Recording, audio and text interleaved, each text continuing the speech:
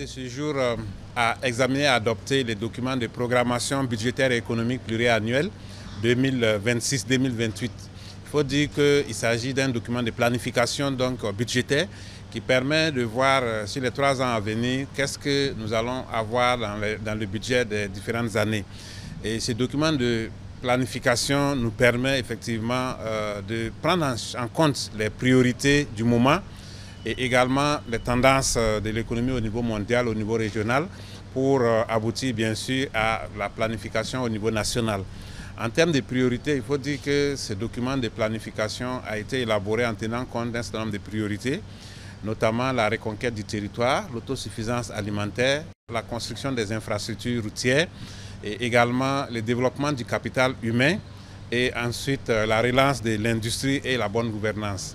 Donc au regard de ces priorités, il a été donc pris en compte la répartition des enveloppes suivant les secteurs.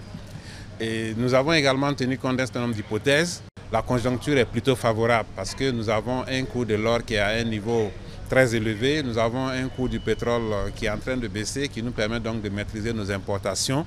Nous avons également un cours du dollar qui est à un niveau assez acceptable. Donc au regard de tous ces indicateurs, nous pensons qu'en termes de programmation, les indicateurs sont plutôt optimistes. Et l'un des points sur lesquels nous allons fournir encore plus d'efforts, c'est au niveau de la mobilisation des ressources. Nous pouvons dire que la mobilisation des ressources présente une très bonne tendance.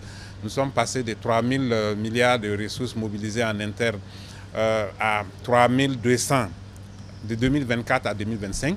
Et en 2026, nous projetons 3 500 et cela va être bien sûr le résultat des différentes réformes que nous avons engagées, notamment la digitalisation des procédures de recouvrement et également la digitalisation du foncier, parce que sur l'année 2026, nous allons beaucoup mettre l'accent sur la collecte et l'optimisation des impôts fonciers, ce qui va permettre donc d'optimiser de façon globale la collecte des ressources.